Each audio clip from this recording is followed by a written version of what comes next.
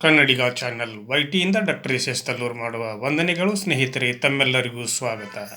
ನಾನಿವತ್ತು ನಮ್ಮ ಘನ ನ್ಯಾಯಾಲಯಗಳ ಮೇಲೆ ಇರತಕ್ಕಂಥ ಗೌರವ ಹಾಗೂ ವಿಶ್ವಾಸಕ್ಕೆ ಈ ಸಂಚಿಕೆಯನ್ನು ಅರ್ಪಿಸ್ತಾ ಇದ್ದೇನೆ. ನಿಜಕ್ಕೂ ಕೂಡ ಇದು ನಮ್ಮ ಸಮಾಜಕ್ಕೆ, ನಮ್ಮ ನ್ಯಾಯಾಲಯಗಳು, ನ್ಯಾಯಾಧೀಶರು, ನ್ಯಾಯ ವ್ಯವಸ್ಥೆ ಹಾಗೂ ನಮ್ಮ ಭಾರತದಲ್ಲಿರ್ತಕ್ಕಂಥ ಪ್ರತಿಯೊಬ್ಬ ನಾಗರಿಕನು ಕೂಡ ನಮ್ಮ ಘನ ನ್ಯಾಯಾಲಯಕ್ಕೆ ಗೌರವ ಕೊಡಬೇಕು. ಅದಕ್ಕೆ ನಾವು ಯಾವಾಗಲೂ ಕೂಡ ತಲೆ ಬಾಗಬೇಕು.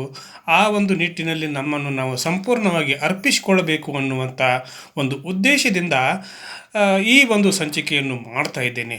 ಯಾಕಂದರೆ ಯಾವತ್ತೂ ಕೂಡ ನಮ್ಮ ರಾಜಕಾರಣಗಳೇ ಆಗಿರಲಿ ಅಥವಾ ಇನ್ನಾವುದೇ ಸಾಮಾಜಿಕ ವ್ಯವಸ್ಥೆಗಳೇ ಆಗಿರಲಿ, ಕೆರ ಹಿಡಿದು ಹೋದಾಗ ಅದನ್ನು ಸರಿ ದಾರಿಗೆ ತರಬೇಕಾಗಿರತಕ್ಕಂಥ ಕೆಲಸ ನ್ಯಾಯಾಲಯಗಳದ್ದು. ಆ ನಿಟ್ಟಿನಲ್ಲಿ ನಮ್ಮ ಘನ ನ್ಯಾಯಾಲಯಗಳು ತಮ್ಮ ಕಾರ್ಯವ್ಯಾಪ್ತಿಯಲ್ಲಿ ಸಂಪೂರ್ಣವಾಗಿ ಸಕ್ಸಸ್ ಆಗ್ತಾ ಇವೆ ಅನ್ನುವಂಥ ಒಂದು ಪರಿಜ್ಞಾನವನ್ನು ಕೂಡ ನಾವೆಲ್ಲರೂ ಕೂಡ ಇಟ್ಕೊಳ್ಬೇಕು. ಹೀಗಾದಾಗ ಮಾತ್ರ ನಮ್ಮ ಸಮಾಜಕ್ಕೆ ನಾವು ಏನಾದರೂ ಒಂದು ಕೊಡುಗೆಯನ್ನು ಕೊಡೋದಕ್ಕೆ ಸಾಧ್ಯ. ಆ ನಿಟ್ಟಿನಲ್ಲಿ ಪ್ರತಿಯೊಬ್ಬರು ಕೂಡ ಆಲೋಚನೆ ಮಾಡಬೇಕು ಅನ್ನುವಂಥ ಒಂದು ಕಳಕಳಿಯ ಮನವಿಯನ್ನು ಕೂಡ ನಾನು ಈ ಸಂದರ್ಭದಲ್ಲಿ ಎಲ್ಲರಿಗೂ ಕೂಡ ಮಾಡಿಕೊಳ್ತಾ ಇದ್ದೇನೆ. ಹೀಗಿರುವಾಗ ಈ ಸಂಚಿಕೆಯ ಉದ್ದೇಶವೇನು ಹಾಗೂ ಇದರ ಫಲಶ್ರುತಿಯೇನು ಹಾಗೂ ಈ ಸಂಚಿಕೆಯನ್ನು ಮಾಡಬೇಕಾದ್ರೆ ಕಾರಣವೇನು ಅನ್ನುವಂಥ ಪ್ರಶ್ನೆಗಳು ಕೂಡ ನಿಮ್ಮಲ್ಲಿ ಉಂಟಾಗಬಹುದು. ಅದು ಸಹಜ ಕೂಡ. ಹಾಗಿದ್ದರೂ ಕೂಡ ಮೊದಲನೇದಾಗಿ ನಮ್ಮ ದೇಶದಲ್ಲಿ ನಮ್ಮಲ್ಲಿ ಸಾಕಷ್ಟು ದುಡ್ಡಿದೆ, ಸಂಪತ್ತಿದೆ, ನಾವು ಅಧಿಕಾರ ಇದೆ, ನಾವು ಏನಾದರೂ ಮಾಡಿ ಪಾರಾಗಬಲ್ಲೆವು ಅನ್ನುವಂಥವರಿಗೆ ಇದು ಒಂದು ತಕ್ಕ ಪಾಠ ಅನ್ನುವಂಥ ಮಾತನ್ನು ಕೂಡ ಈ ಸಂದರ್ಭದಲ್ಲಿ ನಾನು ಉಲ್ಲೇಖ ಮಾಡಲಿಕ್ಕೆ ಬಯಸ್ತೀನಿ.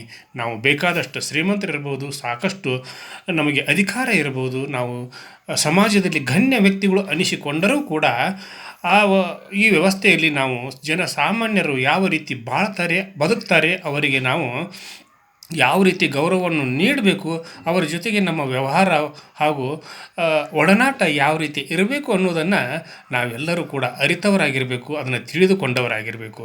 ಹಾಗಾದಾಗ ಮಾತ್ರ ನಾವು ಈ ವ್ಯವಸ್ಥೆಯಲ್ಲಿ ಬದುಕಲಿಕ್ಕೆ ಸಾಧ್ಯ ಹಾಗೂ ಜೀವಿಸಲಿಕ್ಕೆ ಸಾಧ್ಯ ಅನ್ನುವಂಥ ಭಾವನೆಯನ್ನು ಕೂಡ ನಾನು ಈ ಸಂದರ್ಭದಲ್ಲಿ ವ್ಯಕ್ತಪಡಿಸ್ತೀನಿ.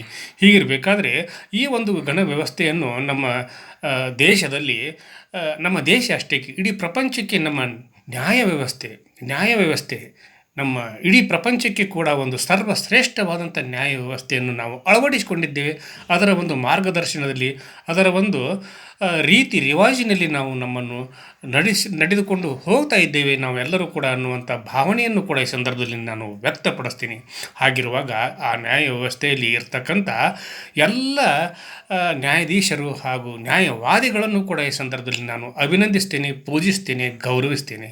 ಹೀಗಿರುವಾಗ ಯಾವತ್ತೂ ಕೂಡ ನಾವು ನ್ಯಾಯಾಲಯಗಳಿಗೆ ಗೌರವವನ್ನು ಕೊಡಬೇಕು, ನ್ಯಾಯ ವ್ಯವಸ್ಥೆಗೆ ನಾವು ತಲೆಬಾಗಿ ನಡಿಬೇಕು. ಅಂದಾಗ ಮಾತ್ರ ನಮ್ಮ ಸಮಾಜದಲ್ಲಿ ನಾವು ಯಾವುದಾದ್ರೂ ಒಂದು ಪರಿವರ್ತನೆಯ ಗಾಳಿಯನ್ನು ಬೀಸಲಿಕ್ಕೆ ಸಾಧ್ಯ ಅನ್ನುವಂಥ ಒಂದು ಸಂದೇಶವನ್ನು ಕೂಡ ಈ ಸಂದರ್ಭದಲ್ಲಿ ನಾನು ತಮಗೆ ಹೇಳಲಿಕ್ಕೆ ಹಾಗೂ ತಮಗೆ ನಾನು ಮನವಿ ಮಾಡಿಕೊಳ್ಳಲಿಕ್ಕೆ ಬಯಸ್ತೀನಿ.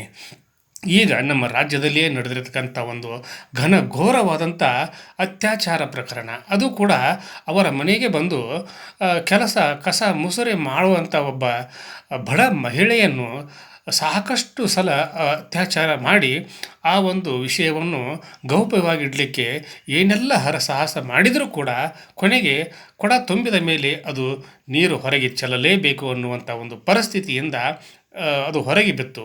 ಅದು ಕೂಡ ಎಂಥ ಮನೆತನ, ಎಂಥ ಒಂದು ಗೌರವಾನ್ವಿತ ಕುಟುಂಬ, ಅಧಿಕಾರ, ಅಂತಸ್ತು, ಸಕಲ ಸೌಲಭ್ಯ, ವೈಭೋಗಗಳನ್ನು ಅನುಭವಿಸ್ತಾ ಇರ್ತಕ್ಕಂಥ ಆ ಕುಟುಂಬಕ್ಕೆ ಇವತ್ತು ನಿಜಕ್ಕೂ ಕೂಡ ಒಂದು ಕರಾಳ ದಿನ ಅನ್ನುವಂಥ ಭಾವನೆಯನ್ನು ನಾನು ವ್ಯಕ್ತಪಡಿಸ್ತೀನಿ. ಹಾಗಿರಬೇಕಾದ್ರೆ ಆ ವ್ಯಕ್ತಿ ಅಂದ್ರೆ ಈ ಒಂದು ಸಂಚಿಕೆಯಲ್ಲಿ ಬರ್ತಿರ್ತಕ್ಕಂಥ ವ್ಯಕ್ತಿ ಅವನು ಕೂಡ ಏನೇನು ಸಾಮಾನ್ಯನಲ್ಲ. ಪ್ರಜ್ವಲ್ ರೇವಣ್ಣ ಅಂತಂದ್ರೇ ಅದು ಒಂದು ಕೂಡ ಒಂದು ಹೆಸರಾಂತ ಹೆಸರು ಅನ್ನುವಂಥ ಭಾವನೆಯನ್ನು ಕೂಡ ನಾನು ಹೊಂದಿದ್ದೇನೆ. ಯಾಕಂದರೆ ಅವರು ಲೋಕಸಭಾ ಸದಸ್ಯರಾಗಿ ಆಯ್ಕೆಯಾಗಿದ್ದಂಥವರು, 5 ವರ್ಷಗಳ ಕಾಲ ಅಧಿಕಾರದ ಚುಕ್ಕಾಣಿಯನ್ನು ಹಿಡಿದಿರ್ತಕ್ಕಂಥವ್ರು. ಜೊತೆಗೆ ಅವರ ಕುಟುಂಬ ಅದು ಎಂಥ ಕುಟುಂಬ, ದೊಡ್ಡ ಕುಟುಂಬ, ನಮ್ಮ ದೇಶದ ಪ್ರಧಾನಮಂತ್ರಿ ಸ್ಥಾನವನ್ನು ಅಲಂಕರಿಸಿದಂಥ ಒಂದು ಕುಟುಂಬ. ಅಂಥ ಕುಟುಂಬದಲ್ಲಿ ಅವರ ಚಿಕ್ಕಪ್ಪ ಎರಡು ಮೂರು ಸಲ ಮುಖ್ಯಮಂತ್ರಿಗಳಾಗಿದ್ದರು, ಈಗ ಕೇಂದ್ರ ಸಚಿವರಾಗಿದ್ದಾರೆ. ಜೊತೆಗೆ ಅವರ ತಂದೆ ನಮ್ಮ ರಾಜ್ಯದಲ್ಲಿ ಹಲವಾರು ಬಾರಿ ಸಚಿವರಾಗಿ ತಮ್ಮ ಸೇವೆಯನ್ನು ಕೂಡ ಅರ್ಪಿಸಿದ್ದಾರೆ ಕೂಡ. ಹೀಗಿದ್ದಾಗ ಈ ಒಂದು ಪರಿಸ್ಥಿತಿಯಲ್ಲಿ ಪ್ರಜ್ವಲ್ ರೇವಣ್ಣನವರು ಮಾಡಿರ್ತಕ್ಕಂಥ ಒಂದು ಘನಘೋರ ಅನ್ಯಾಯದ ಕೆಲಸ ಅಂತಂದರೆ, ತಮ್ಮ ಮನೆಗೆ ಬಂದು ಕಸ ಮುಸುರೆಯನ್ನು ಮಾಡ್ತಿರ್ತಕ್ಕಂಥ ಮಹಿಳೆಯ ಮೇಲೆ ಅತ್ಯಾಚಾರವನ್ನು ಎಸಗಿರ್ತಕ್ಕಂಥ ಒಂದು ಹೀನ ಕೃತ್ಯಕ್ಕೆ ನಮ್ಮ ಘನ ನ್ಯಾಯಾಲಯ, ನಮ್ಮ ವ್ಯವಸ್ಥೆ ಆ ವ್ಯಕ್ತಿಗೆ ಅಂದರೆ ಪ್ರಜ್ವಲ್ ರೇವಣ್ಣನಿಗೆ ಜೀವಾವಧಿ ಶಿಕ್ಷೆ ಅಂತಂದರೆ ಅದು ಕೂಡ ಅಂತಿಂಥದ್ದಲ್ಲ. ಜೀವ ಇರುವವರೆಗೂ ಕೂಡ ಜೀವಾವಧಿ ಶಿಕ್ಷೆಯನ್ನು ನೀಡಿ, ತೀರ್ಪನ್ನು ನೀಡಿ ತನ್ನ ಘನತೆಯನ್ನು ಬೆರೆದಿದೆ ಮತ್ತೊಮ್ಮೆ ಎನ್ನುವಂಥ ಮಾತನ್ನು ಕೂಡ ಈ ಸಂದರ್ಭದಲ್ಲಿ ನಾನು ಹೇಳಲಿಕ್ಕೆ ಬಯಸ್ತೀನಿ. ಯಾಕಂದರೆ ಕೊನೆಯದಾಗಿ ನೀನೇನಾದರೂ ಮಾತನಾಡ್ತೀಯಪ್ಪ ಅಂತ ಹೇಳಿಕೆಸಿಂದ ನ್ಯಾಯಾಧೀಶರು ಪ್ರಶ್ನೆ ಮಾಡಿದಾಗ ಆ ವ್ಯಕ್ತಿ ಏನು ಹೇಳ್ತಾನೆ ಅಂದರೆ, ಇಲ್ಲ, ನಾನೇನು ತಪ್ಪು ಎಸಗಿಲ್ಲ, ಇದು ಷಡ್ಯಂತ್ರ, ಚುನಾವಣೆಯ ಸಂದರ್ಭದಲ್ಲಿ ವಿಡಿಯೋಗಳನ್ನು ಮಾಡಿದ್ದಾರೆ. ಹಾಗಿರುವಾಗ ನಾನು ನಿಮ್ಮ ಆದೇಶಕ್ಕೆ ಕೋರ್ಟಿಗೆ ತಲೆಬಾಗ್ತೀನಿ, ಆದರೆ ನನಗೆ ಗರಿಷ್ಠ ಶಿಕ್ಷೆಯನ್ನು ನೀಡ್ರಿ, ಆದರೆ ಜೀವಾವಧಿಯನ್ನು ಶಿಕ್ಷೆಯನ್ನು ನೀಡಬೇಡ್ರಿ ಅನ್ನುವಂಥ ಒಂದು ಮನವಿಯನ್ನು ಕೂಡ ಮಾಡಿಕೊಂಡರು. ಆದರೂ ಕೂಡ ಇವನ ಹೀನ ಕೃತ್ಯಕ್ಕೆ ನಮ್ಮ ಘನ ನ್ಯಾಯಾಲಯ, ನಮ್ಮ ಘನ ನ್ಯಾಯಾಧೀಶರು ಯಾವತ್ತೂ ಕೂಡ ಇವರಿಗೆ ಶಿಕ್ಷೆಯಿಂದ ನುಣುಚಿಕೊಳ್ಳುವಂಥದ್ದನ್ನು ಅವರು ಮಾಡಲಿಲ್ಲ.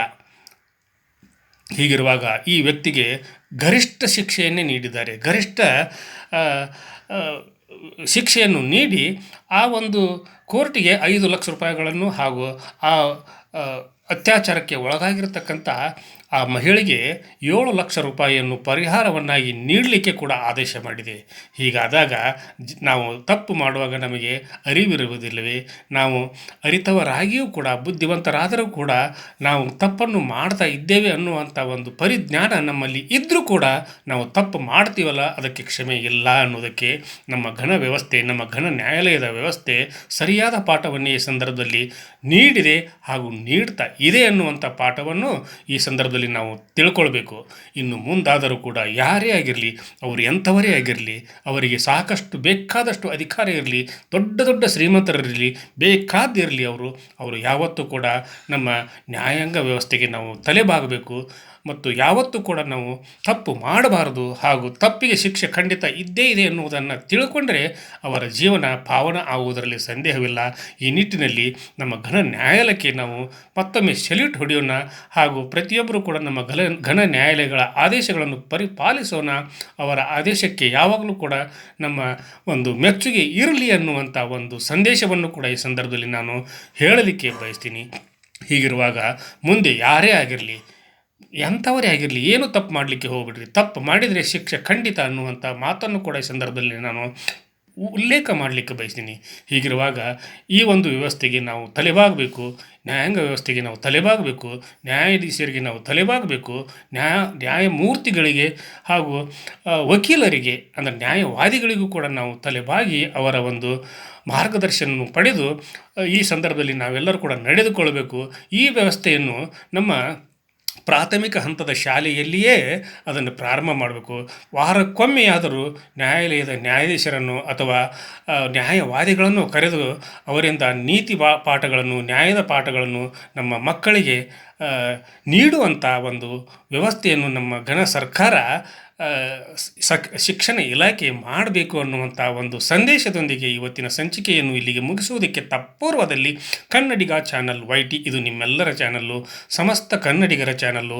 ಕನ್ನಡಿಗ ಚಾನಲ್ YTಯಲ್ಲಿ ಬರ್ತಿರ್ತಕ್ಕಂಥ ಪ್ರತಿಯೊಂದು ಸಂಚಿಕೆಗಳು ಸತ್ಯವಾಗಿರ್ತವೆ ಎನ್ನುವುದಕ್ಕೆ ಈ ಸಂಚಿಕೆಯೂ ಕೂಡ ಸಾಕ್ಷಿ. ಆದ್ದರಿಂದ ತಾವೆಲ್ಲರೂ ಕೂಡ ಈ ಸಂಚಿಕೆಗೆ ಸಬ್ಸ್ಕ್ರೈಬ್ ಆಗದೇ ಇರತಕ್ಕಂಥವರು ಸಬ್ಸ್ಕ್ರೈಬ್ ಮಾಡಿರಿ, ಶೇರ್ ಮಾಡಿರಿ, ಲೈಕ್ ಮಾಡಿರಿ. ಈ ಸಂಚಿಕೆಯನ್ನು ಪ್ರತಿ ಮನೆಗೂ ಕೂಡ, ಪ್ರತಿ ವ್ಯಕ್ತಿಗೂ ಕೂಡ ತಲುಪಿಸಿರಿ ಅನ್ನುವಂಥ ಕಳಕಳಿಯ ವಿನಂತಿಯೊಂದಿಗೆ ಇವತ್ತಿನ ಸಂಚಿಕೆಯನ್ನು ಇಲ್ಲಿಗೆ ಮುಗಿಸಿ ನಾಳಿನ ಸಂಚಿಕೆಯೊಂದಿಗೆ ತಮ್ಮ ಜೊತೆಗೆ ಹಾಜರಾಗ್ತೀನಿ. ಅಲ್ಲಿವರೆಗೂ ನನ್ನ ನಮಸ್ಕಾರ.